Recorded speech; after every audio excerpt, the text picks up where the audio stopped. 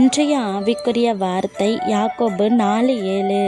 ஆகையால் தேவனுக்கு கீழ்ப்படிந்திருங்கள், பிசாசுக்கு எதிர்த்து நில்லுங்கள், அப்பொழுது அவன் உங்களை விட்டு ஓடிப்போவான். உங்களோட சிந்தனைக்கு இன்னைக்கு ஒரு சின்ன கதை. யாக்கோபு அப்படிங்கிறவர் ஏசப்பாவுக்கு தம்பி. எருசலேம் சர்ச்சு பாஸ்டராக இருக்கார் யாக்கோபு. அந்த சர்ச்சில் ஒரு பெரிய பிரச்சனை ஏற்படுது. என்ன அப்படின்னா, ஜனங்கள் ஒருவருக்கொருவர் சண்டை போட்டுக்கிறாங்க. பொறாமை, திட்டு, கோபம்.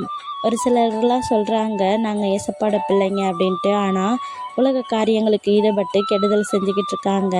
இவங்க ஜெபம் பண்ணுறாங்க, ஆனால் ஏசப்பா அவங்களோட ஜெபத்தை கேட்கலை. ஏன் அப்படின்னா, ஆசைகளை தேவையில்லாத மனசில் வளர்த்துக்கிட்டு இருந்தாங்க. இந்த சமயத்தில் தான் யாக்கோபு ஒரு லெட்டர் எழுதுறாரு.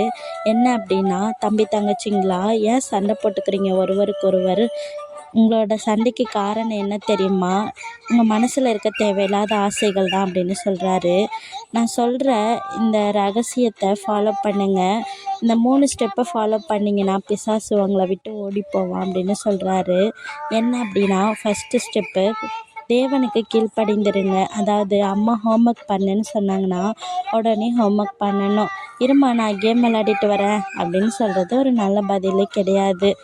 அதே மாதிரி பொய் சொல்லக்கூடாது, திருடக்கூடாது. ஏசப்பா ஒருத்தவங்கள மன்னிச்சிடுன்னு சொல்கிறாங்கன்னா உடனே நம்ம அவங்கள மன்னிச்சிடணும்.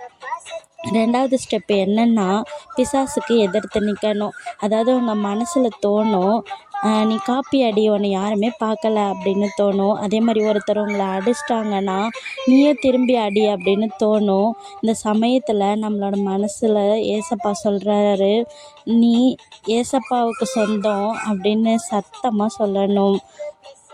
3வது ஸ்டெப்பு என்ன அப்படின்னா, அவன் உங்களை விட்டு ஓடி போவான். அதாவது பிசாசு கெட்சிக்கிற சிங்கத்தை போல் இருக்கான். ஆனால் ஏசப்பாவோட பேரை சொன்னின்னா வாழை சுருட்டிட்டு ஓடிடுவான் பிசாசு.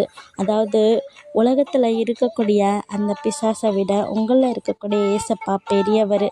ஏசப்பா கூட இப்படி தான் பிசாசை ஜெயித்தார். எப்படின்னா, வனாந்தரத்தில் 40 நாள் பட்டினியாக இருக்கிறப்ப பிசாசு வந்தான். கல்களை அப்பமாக்கு, கீழே குதி, எனக்கு வணங்கு அப்படின்னு சொன்னான். ஆனால் ஏசப்பா வேதத்தில் இருக்க 3 வசனத்தை காட்டி பிசாசை எதிர்த்தார். யாக்கோபு சொல்கிறாரு, பிசாசுக்கு நோ சொல்லணும், ஏசப்பாவுக்கு எஸ் சொல்லணும். அப்போனா தான் பிசாசு உங்களை விட்டு ஓடி போவான்னு சொல்கிறாரு. இதை கேட்டுட்ருக்க நம்மளோட வாழ்க்கையில் கூட பிசாசு எப்படி பேசுவான், நம்ம எப்படி பதில் சொல்லணும் தெரியுமா? பிசாசுடைய குரல், ஏசப்பாவோட பதில் எப்படி இருக்கணும்? அதாவது டிவி பாரு, அப்புறமா ஹோம்ஒர்க் பண்ணிக்கலாம் அப்படின்னு நினைக்கிறப்ப, இல்லை நான் ஏசப்பாவுக்கு தான் முதலிடம் கொடுக்க போகிறேன், நான் ஹோம்ஒர்க் தான் பண்ண போகிறேன் அப்படின்னு ஹோம்ஒர்க் எடுத்து பண்ணணும். ஒருத்தன் என்னோடய பென்சிலை எடுத்துட்டான், நானும் அவனோட பேக்கில் இருந்து பென்சிலை திருட போகிறேன், அவனோட பென்சிலை அப்படின்னு போய் திருடக்கூடாது. ஏசப்பா சொல்லியிருக்காரு திருடக்கூடாதுன்னு, அதனால் நான் திருட மாட்டேன் அப்படின்னு சொல்லி பிசாசை என்னை விட்டு ஓடிப்போ அப்படின்னு சொல்லணும். எல்லாரும் கெட்ட வார்த்தை பேசுகிறாங்க, நீ மட்டும் கெட்ட வார்த்தை பேசாமல் நல்லவனாக இருக்காத, லூச மாதிரி தெரிவ அப்படின்னு யோசிக்கிறப்ப, இல்லை நான் கெட்ட வார்த்தை பேச மாட்டேன், ஏன்னா நான் ஏசப்பாவுக்கு சொந்தம் அப்படின்னு சொல்லணும். அப்பா அம்மா என்னை லவ் பண்ண மாட்டேங்கிறாங்க, யாரும் என்னை கண்டுக்க மாட்டேங்கிறாங்க அப்படின்னு யோசிக்கிறப்ப, ஏசப்பா என்னை நேசிக்கிறாரு, அவர் என்னை நேசித்தா மட்டும் போதும் அப்படின்னு யோசிக்கணும். பிசாசே என்னை விட்டு ஓடிப்போ அப்படின்னு சொல்லணும்.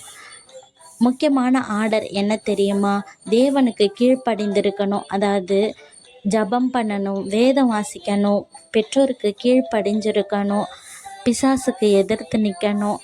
எப்படி அப்படின்னா, ஆர்டரை மாற்றி நான் ஜெயிக்க முடியாது, நான் தோற்றுருவேன் அப்படின்னு யோசிக்கக்கூடாது.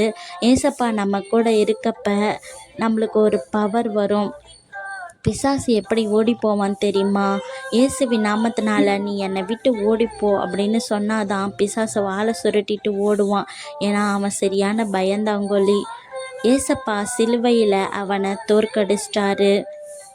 அன்பின் பரலோக பிதாவே, இன்று நாங்கள் கேட்ட வசனத்தின்படி நாங்கள் உமக்கு கீழ்ப்படிந்து பிசாசுக்கு எதிர்த்து நிற்க எங்களுக்கு பலன் தாங்க.